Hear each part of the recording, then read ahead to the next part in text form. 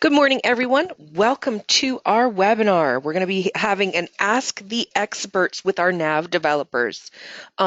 I know we have a lot of attendees here. We want to jump right into questions.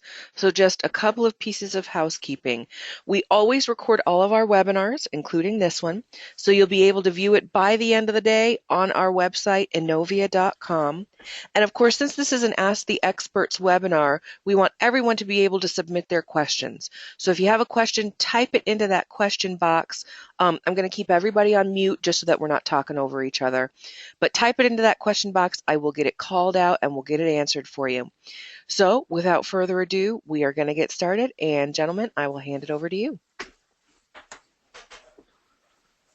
Hello, I'm Nathan Peters. I've been a developer at Innovia for 9+ years now. I'm on the project team, so we generally handle upgrades, larger modifications as it relates to time.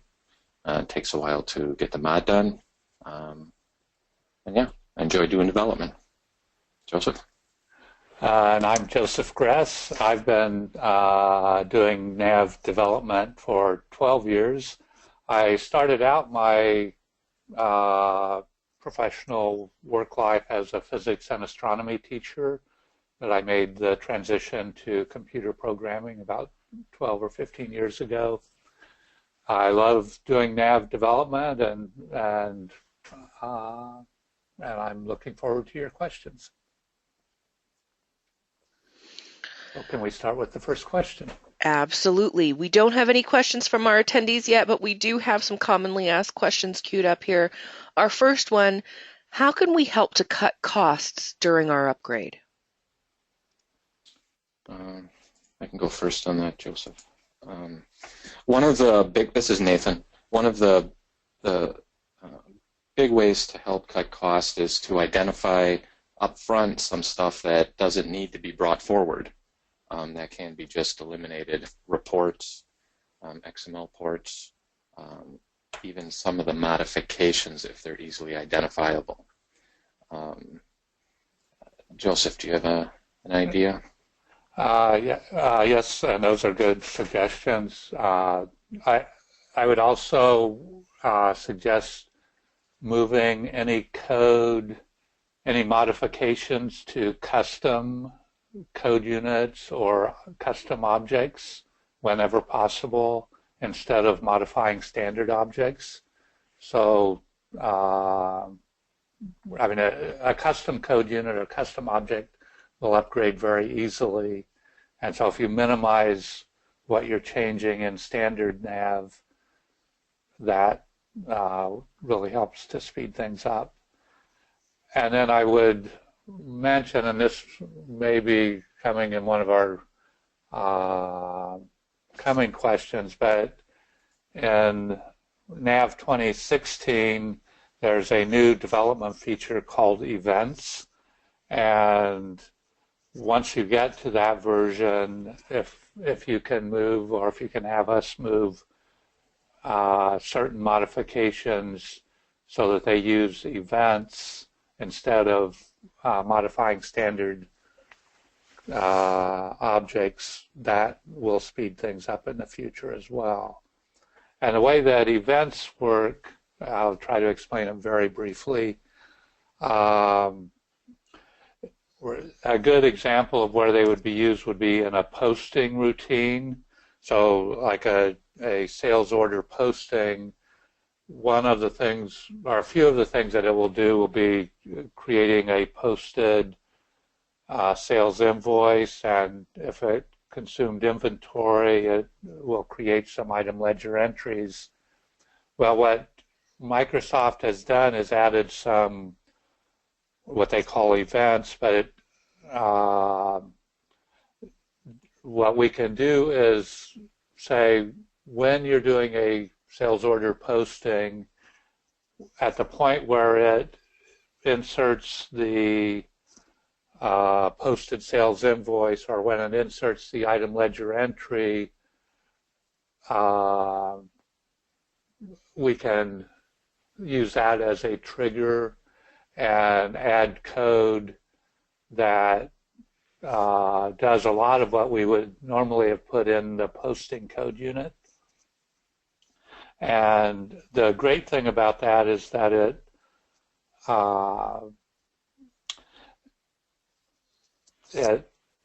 that custom code that we add is completely separate from the posting code unit. We just point our code unit to our code to that trigger, and it automatically will get processed after the standard posting routines are processed.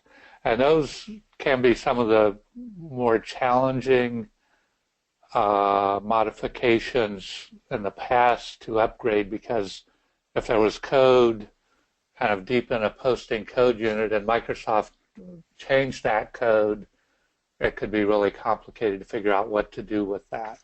So that I'll mention that as well.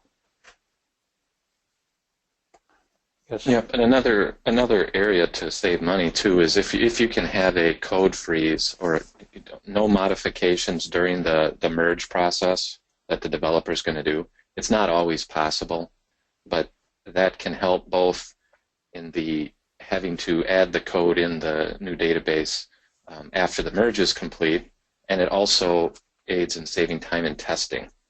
Because if you add that code, obviously you're going to have to test it in the new version, and that can add time and money. So that's all I did. This is Joseph again, and that kind of stimulated a thought on my part. A really important part of helping to manage the cost during an upgrade is by doing testing. It's a lot simpler for us to fix a problem before you go live on the new version. If we don't identify an issue during the testing phase, then we'll have to a lot of times go back and fix some data, some issues that were caused after you've gone live. So as much testing as you can do before we do the live upgrade, that will help us all out. And this is Nathan. I will second that. That is a big one.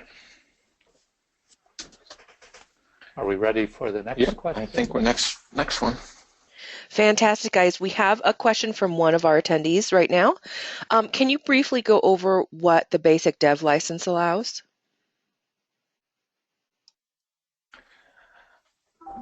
You want me to tackle that, Nathan? Sure. And correct me if I'm wrong, Nathan, but my understanding is that there are kind of 3 levels of development license. There's a page designer and report designer license that allows you to do some changes to either existing pages or existing reports, or to create your own. But I believe those restrict you from seeing the underlying code in that's behind the scenes on the page or report. And I'm sorry, I'm not familiar with the exact name of the granules that are involved here. But the next level allows you to see that code on pages and reports. And I believe that also allows you to see the code on many code units. So the code units is where a lot of the NAV business logic code is, like posting code. And my recollection is that the what I would call the intermediate level license. And it might be called Application Builder. I'm not certain of that. But with that one, you can see some of that that code unit, business logic, but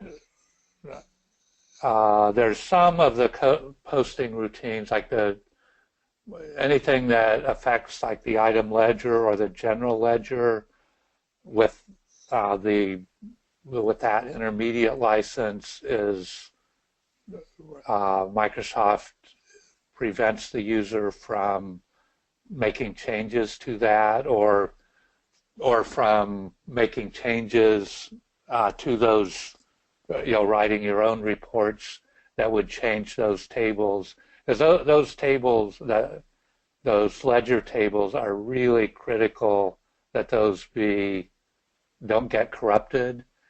And so with the intermediate level license, you're protected from that. And then with the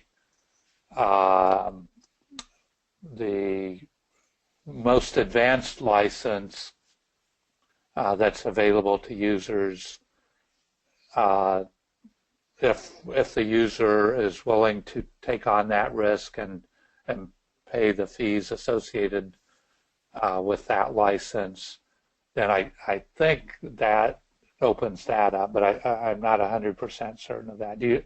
Can you fill in more information on that, Nathan? Yeah, I don't know. I think everything that you know there, I know. I've pretty much operated on Innovia's, so I've outside of having to switch license because of what the customer is limited by, that's about all I know there. So, Abby, if you could create a follow-up ticket for us to just make sure that the information we provided was accurate there to that user.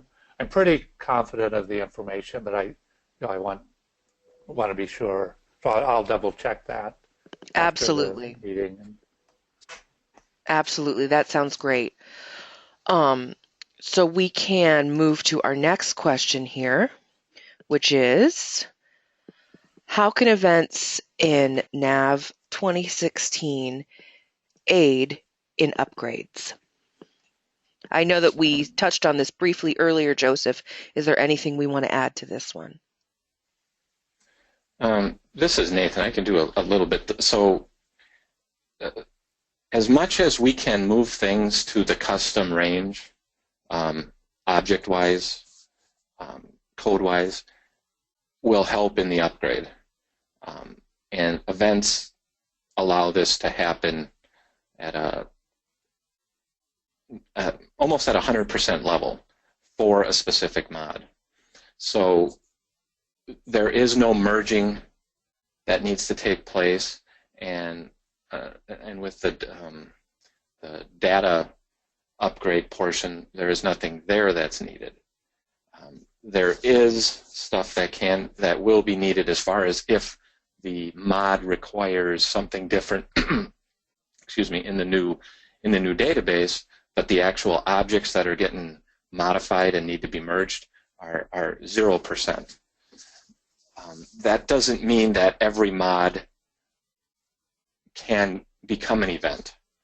If things are required to happen in a certain order, those may not be good candidates for events. Events are triggered. If there's multiple events, there's no necessarily order to them. So the order in which something needs to take place is a big determining factor as if something can move to an event. But the biggest bang for the buck there is there's no merging required for the developer that's going to do the upgrade, and there's minimal impact on the actual data transfer. Does that sound good to you, Joseph? Do you have anything else to add? Now, let me add a little more to that, and this is Joseph. Let me give an example of where I recently used events in NAV 2016, and this will help in future upgrades. So this is a a new customer, they're just implementing NAV for the first time. And so that, you know, when we do any modification in NAV 2016 and going forward, we'll be asking ourselves, can I use an event so that when we upgrade in the future, this will automatically come forward. So the one that I just did a week or so ago, the modification, I'll try to describe it as simply as possible. They wanted when a posting to the item ledger occurred that included lot information. This customer wanted that some additional information associated with that lot to be, they wanted a lot number information record created and additional information related to that lot recorded on that record. And so in the past, how I would have done that would have been to add some fields to the lot number information table and then some fields to the item journal line table, and then modify the posting routine to move that information over to that table. And that, I mean, there were ways that we could do that in the past that would would simplify the upgrade process, but it was still pretty intrusive. You know, changes in a couple of tables and in the middle of a code unit. And with events, the only change to a standard object that I needed to make was to add the fields to the lot number information record. And in fact, I could have even avoided that by using a custom table to store that custom lot information in instead of using that standard table. But with the events, I was able to not change the item journal line table, not change the standard posting routine at all, and just create a custom subscriber event that after the item ledger entry record was created, it would go and check, was there a lot number on that line? If so, then grab information from a custom table that had been pre-populated. So that's a real life example. This is Nathan again. Also, the events aren't going to be automatically created if you're going through an upgrade, and that's not really part of the what's included in an upgrade. That will have to be determined that per mod that's in your database going forward. If you want it to be moved, if you want to spend the time up front to move things there, that can be moved. You pay for a little bit up front, but it'll be a bigger bang going forward as releases are put out there that you can upgrade to. 2016, the next version, the one after that. It'll make those a lot simpler. Thank you, Nathan. I think we can go to the next question, Abby. Okay. We don't have any more questions from our audience at the moment. Just a reminder, type them into that question box. We will get them answered for you. But we'll move on to our next commonly asked question. We do some of our own development. What are some basic things that I can or should do to help Innovia know I've modified an object and prevent my customization from becoming a problem when I want to upgrade? I can start with that, Joseph. This is Nathan. Probably the biggest one is to document in the documentation trigger of that object what, mainly the date, your initials, something like that. If it can be a short description, if you need, but those are the main things, so we know somebody actually did something on purpose there. Also, any change that you make, for example, in the live database, that the best practice there is to make it in your test database first, test it, and then move it.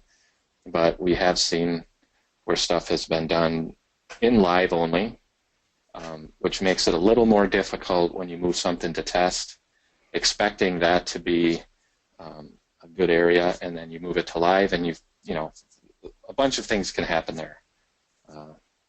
One, the functionality operates differently because the mod jumped on top of the other one. An object ID or a field ID has been used, so you kind of have to rework that modification. Those are the big ones that I have seen. Joseph, do you have some more? Yeah, so I'll add a few additional ones. And there are, different models work better for different clients of ours. If you are doing most of the development and you're having Innovia only do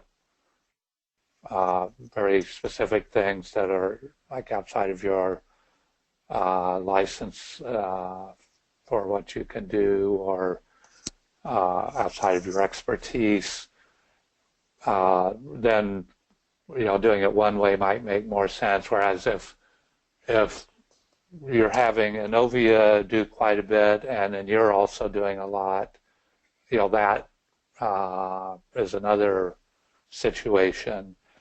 And so let me talk about that second situation, because that can get complicated, or it's important to manage that properly. If you have multiple developers doing development, from different companies, so your developers and our developers are both doing it, it's very important that be managed properly. And so let me kind of give an ideal world of what I would like, and that I think works really well, and that is using Team Foundation Server. And I've did a couple of webinars on Team Foundation Server that are on Innovia's website, if you're interested in that. What I would suggest is there is a way that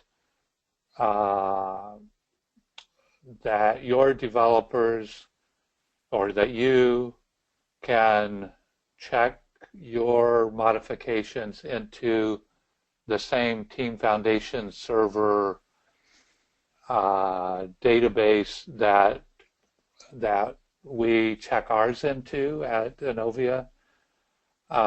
And what Team Foundation Server does is keeps a record of exactly what modifications were done, who did them, when they were moved into the live database, and that is very helpful to us. So I would say that would be the ideal if you're in a situation where you're doing a lot of modifications and you're having Innovia do a lot. And see the webinar that I previously did for more information on that, or ask additional questions about it. But another option, if you're just not ready to take that on, and I would say it's not that difficult to do, but I mean, with anything, there's a learning curve of learning something new. And if you're not ready to take that on, what I would encourage you is, when you do a modification, if Innovia is doing quite a few as well, is export the object as a FOB file or the objects and send them to a developer at Innovia, and we will then put them into our development database. And if we have it you set up in Team Foundation Server, put it in there as well, so that at least that we have that record and that our database is up to date. And then kind of, I guess, repeating part of what Nathan said, I mean, it is just essential, I would say, that you have a test database, that that you have all of anything that's in your live database, you first put it in your test database, and then when Innovia, when we do a modification, we will bring it into the test database first and test it and have you test it there. And we'll also, if we have any question about whether there might have been a modification, we will do a text comparison of the object that's in the test database we're bringing in to make sure that we're not overwriting something. Anything else, Nathan? Yeah. One other thing that's kind of not really object related, but it's more of a best practice. If you're a developer at a customer site and you're getting into more of a complicated modification and have some questions, that's probably a good one to bring up with Innovia. We have a big gambit of expertise, and especially with the new releases coming out, sometimes there's different ways that things can be handled, maybe not even a modification's required. So, just as a side note, when you get into something a little more complicated and have questions, maybe that would be a good one to at least ask some advice or get some different options into a modification. Hopefully that was clear. It was clear to me. Okay. I'm good on this one, Joseph. Okay, let's great. go to the next question. Absolutely. Our next question is, I am not on NAV 2016 and I don't know when I will be. I like the idea of using events to reduce the impact of our customizations on base NAV source code. Are there ways code can be written in versions prior to 2016 that have similar benefits to NAV 2016 events? And this is Joseph. I can talk about that first.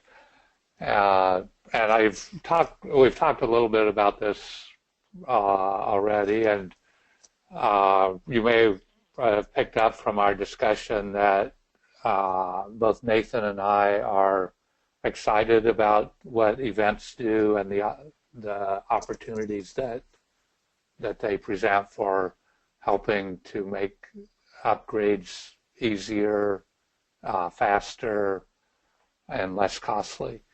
So in earlier versions, to the greatest extent possible, moving your code to custom code units or custom objects, or if you don't do that, at least move as much of the code as possible to a separate function, a function that you create in the existing code unit, so that the changes, so that you minimize the changes that you make to standard code to calling either the new function in the existing code unit or the existing object, or even better, a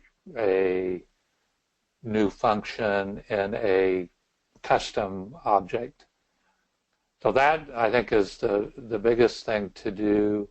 And then the other thing is, if you're finding that you need to kind of restructure large blocks of standard code, I would encourage you to really think hard of, is there some other way that I can do this modification so that I'm not needing to change 10 or 20 or 50 lines of standard code, that I, kind of getting to that idea of just adding in one line of code that calls a custom function to do what the modification that you need to do. And even if it may not be, as, it may require a few more CPU cycles to do it differently, but there's so much benefit to having the change just isolated to just adding a single line of code that calls a separate function, that in most cases that's definitely worth it. So that would be my suggestions. Nathan, anything you would add? Well, and similarly, for example, the sales posting code unit, I think there's 3 event calls out in there right now, functions you can subscribe to. I could be wrong on that, but they're going to be adding more. There's other ones that have more already. So there's spots that these functions that are created by the customization can be called in event in 2016. So to do that in your version 2009, whatever you're on, will benefit, because that'll be a simple move or a subscription. Also, doing that anyway, even if it's required to be at a certain point in code, that function call, that single line, and I think Joseph mentioned it, that single line is going to be a lot easier to identify and move, as opposed to a big, huge block that hopefully is documented correctly, but if it's not, that makes it even more difficult. So I guess I would add that. Well, I think we've pretty much finished our discussion on this question, so let's move on to the next one. Absolutely. Our next question, when I upgrade to NAV 2016, will my customizations automatically be rewritten to take advantage of events and other new features? This is Nathan. I think we covered this a little bit. No, it will not. That will have to be a determination during the project of the upgrade, as far as what do you want. Do you want to spend the time now, time and money up front to do this, versus just leave everything as is and not take advantage? That will, I think that's all I have to say there. Yeah. Yeah, I think that pretty well answers it. I mean, basically, it requires time and effort to rewrite customizations to take advantage of events, and in our standard upgrade offering, that is not included. We're certainly happy to do that, but it will require additional time and effort. And this is Nathan again, and I will say on our prior question, that modification that we're going to help become closer like events will help this become less costly. If it's a simple line of code that we can identify, that's a relatively simplistic move to an event. So that will help a lot in this regard. Now, let me talk a little bit more. It's kind of about events generally, and I don't think we have any questions that we talked about this. I'll kind of talk about this a little bit. There are some modifications that will not move to events, at least in NAV 2016. And one of the more common ones is if you add fields to a table or page or report, those there's not a way to do those as events. So I just wanted to mention that there are some modifications that will move readily, and the most common ones being certain changes to posting routines. But that other common one of adding new fields, to existing objects, those are not one that will be helped with, that we can do with an event. Shall we move on? Okay. Yes. Our next question, NAV 2016 has been out for a while now. What do you like about it as a NAV developer? Is there anything you don't like? What's new that I should learn about? And are there any compelling reasons or new functionality that would cause me to consider an upgrade? I can start with that, Joseph. Okay. There's really nothing I don't like about NAV 2016. I like from a development aspect, the environment is, better than previous. And I'm just trying to think of some specifics, indenting the code, commenting the code, the way it identifies some commented code. It's getting smarter as you're typing in the object. What else? Let's see. Is there anything you don't like? Nothing I don't like. What about? Should I learn about? What's new that I should learn about? Are there any compelling reasons, functionality that would cause me to consider the upgrade? New functionality, getting closer to events. I do a lot of upgrades, so the events are big with me. I just see a lot of benefit there. It's not only the speed at which things can get done. If the code is external to the NAV code, that's going to be more stable for the customer. So the code that worked before in a custom area is more than likely going to work as it did before if it's called from the same spot. So that it's going to be a more stable modification that way. And that's kind of why I like what I like about it. Let's see.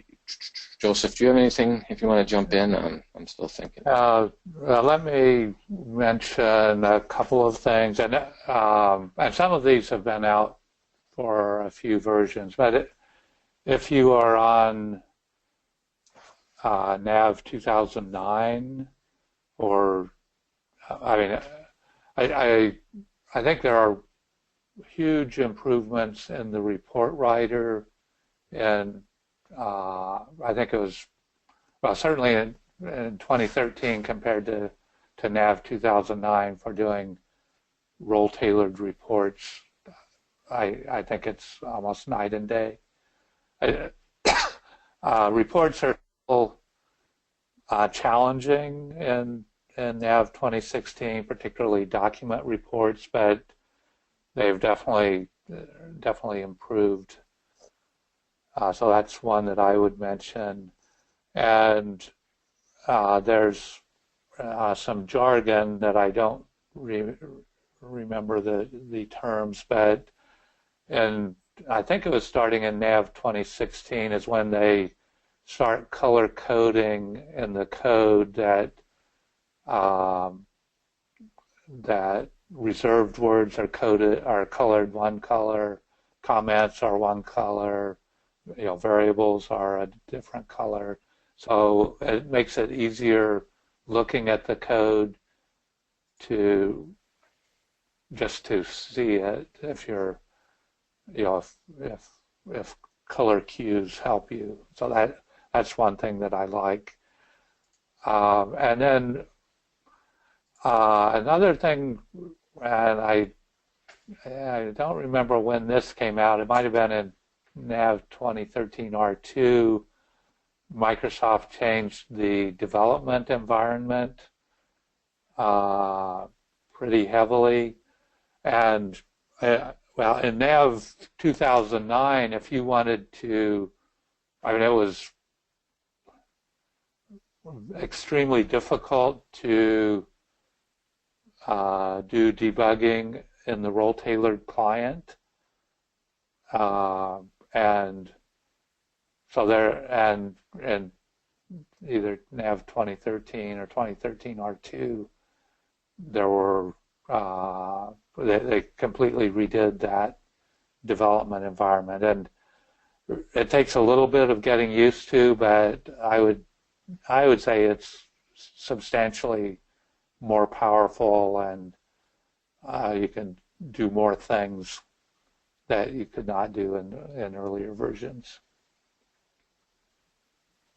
But that's been out for 2 or 3 versions now.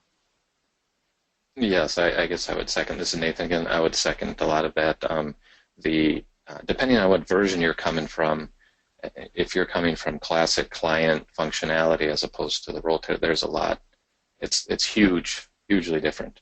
I did not, when the report changed initially, I wasn't too excited about that.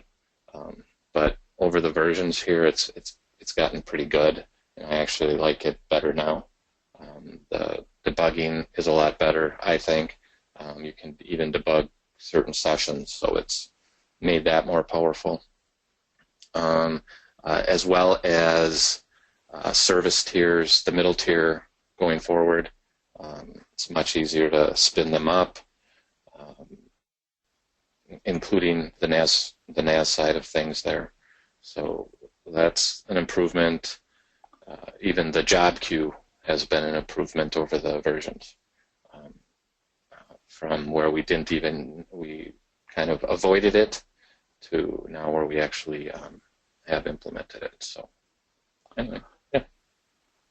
I'll mention, and again, this has been around probably since NAV 2013 or 2013 R2, but something that we use extremely frequently is PowerShell scripts for database management tasks. I'm not certain that probably most users would not need to do that, but it's something that really improves our efficiency with implementations, with installations, and setting up databases. So that's been a big change. And then kind of following up on the job queue, which is moving a little bit away from development. I mean, it's more kind of almost standard functionality, but on the projects that I've been on, it seems like we are setting up the job queue on virtually with every upgrade, that there's just so many benefits and problems that it solves. Whereas before, like 2 years ago, the job queue was maybe we used it in a quarter or less of projects. So that's been something that's become very useful. And related to that is something called scheduled reports, which can use job queues, and it's just a really useful functionality if you're a user that finds yourself running a report and then waiting for a few minutes or 10 or 15 minutes for it to run, and you have to twiddle your thumbs or go get a cup of coffee. You can use scheduled reports. You can tell it that you want the report to run in the background. It's really simple to do, and then you can then continue other work that you need to get done, and that report will show up in a window on your home page or in your role center, and you can. It just makes you more efficient. So that's one that I've been really excited about. That I think is very nice, great improvement. Yeah, and as you were talking, Joseph, this is Nathan again. Another one that popped up in my head is a project run with Power BI, connecting to the database. So we use query objects to get some data out of NAV and publish it in web services that the Power BI can consume. So that's actually been kind of neat too. I'm definitely not an end user and not big on the frills of reports, but I know that some people are, and this is a pretty simple way, not simple, but a good way to get data out of NAV for something external to use. So, well, I think that's all that I have on this topic. Okay, great. Let's move on. Our next question, what are some options for integrating NAV with other databases? I can start on this one. Okay. This is one of my favorite top types of modifications to do, is integrating NAV with other databases. I mean, it's more complicated than some of the other projects that we do, and I always enjoy a challenge.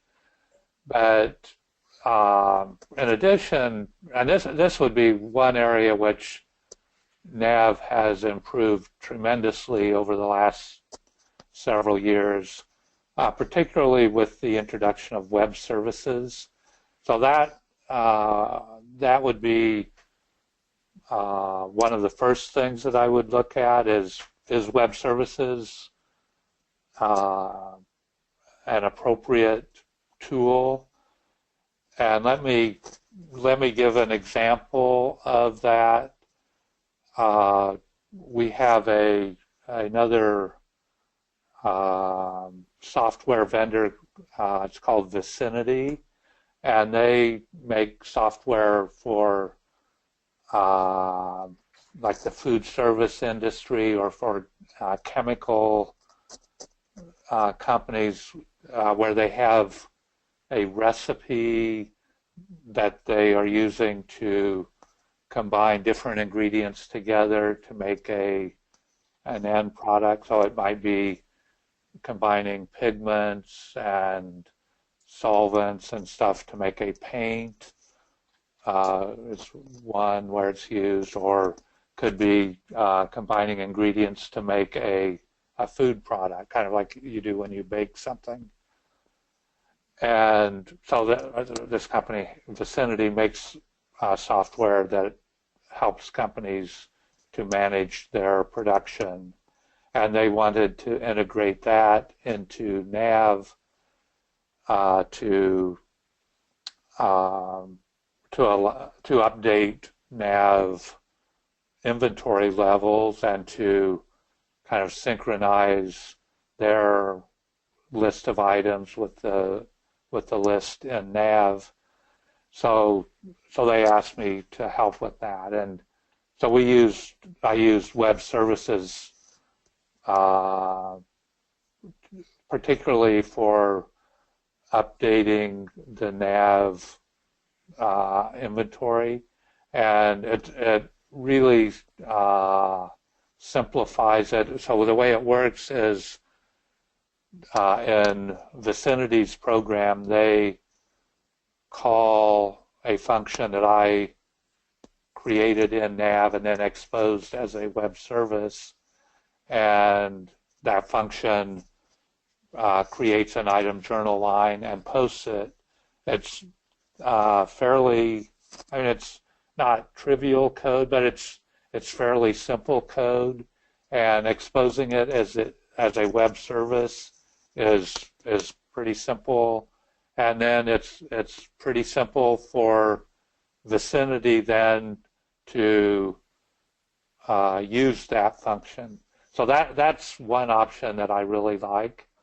But sometimes there are other ways, and another way which has been around for a long time, but I still find myself using it, is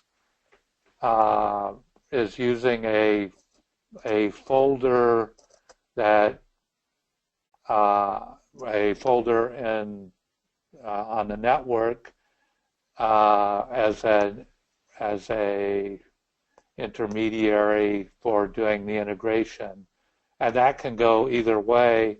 So the other software could create files in that folder, and then on the NAV side, we can have a NAV application server that every few minutes checks that folder. Is there a new file out there? If so, read it in, and if it's in the right format, then process it and do whatever needs to be done. Or it can go the other way, that on the NAV side, when we want the third-party software to do something, we can write a file to that folder, and the third-party software can be monitoring it as frequently as desired, and when it sees a new file out there, pick it up, and figure out what needs to be done with that file. So that's another example. Let me pause for a moment and ask Nathan, do you have any other options that you like to do or want to expound on some of those? I can expound on some of them. I like the web service probably the best for an immediate response to the question of whatever that web service is supposed to return. However, sometimes that can't happen. For example, one of the projects we got now is a website for NAV, and the website and NAV have to somewhat be independent because the website needs to be up, and if NAV goes down, the website still needs to run. It can't. So if NAV does go down for any specific reason, the website can still take orders. And basically what happens is that stuff goes to an intermediate database that NAV looks at, similar to what you were talking about before. We can have views into that database and process the records in the view. There can be text files that are stored somewhere based on this. So there's multiple ways. The scheduling for a lot of this stuff, like Joseph mentioned, was NAV, the NAV application server. The other option that we have done is we used SQL Server Agent and the jobs to schedule the tasks, and then we used the integration package to call web services into NAV to just trigger the business logic. So it's a different way of triggering an event. The reason we did that was SQL Server at the time was more robust as far as error handling. notifications, stuff like that. Let's see, what else?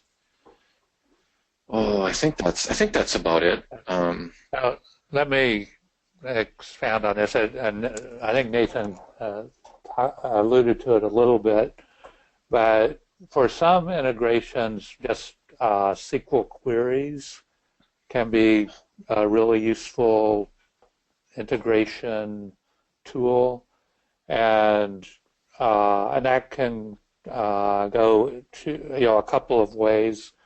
One way, the third-party software can use a SQL query to look up information in NAV. For example, if they're wanting to see what items are on hand, they could use SQL queries for that, or what the on-hand quantity is. Or kind of going the other way, I've also seen it where within NAV we can kind of program a SQL query that updates or inserts a record in an external SQL database, on the third-party software that that then the third-party software could use that information. You have to be careful when you use the SQL queries, kind of going either way. If you're writing, updating information in the NAV database or in the third-party database using a SQL query, that will bypass the standard business logic, the standard validation code. So you have to follow certain rules when you do that, but as long as you do that, that's a really useful way as well. So I think that's about all that I had on that topic. Did you have anything more, Nathan? Well, just expand on the SQL inserting. If you do any inserting into NAV through SQL, just very, very careful. Very careful on that one. And getting the data out, for example, some people, we get questions on non-NAV,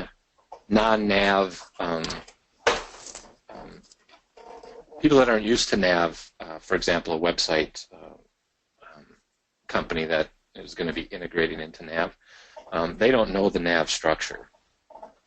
And the customer may not even know the NAV structure. So they just want to get the quantity on hand, for example. Well, that's that's not a simple field in the database to just grab out. Flow fields, they don't really exist. They're calculations. So that stuff would have to be generated in a similar way through SQL to actually get the data. So it's always not straightforward. So that's all I'll say. Okay, let's move on. Well, with that, gentlemen, we are out of time for our webinar today. So we want to thank everybody for attending. We've really had a great turnout. I think we've got some great answers to our questions. And of course, just remember we record all our webinars. So this recording will be up by the end of the day on our website, innovia.com. And if you have any other questions, feel free to reach out to your account manager. Feel free to reach out to our support staff here at Innovia, and we are always here to help. Thank you, Abby. Thank you, Abby. Thanks, guys, and we'll see everyone on our next webinar.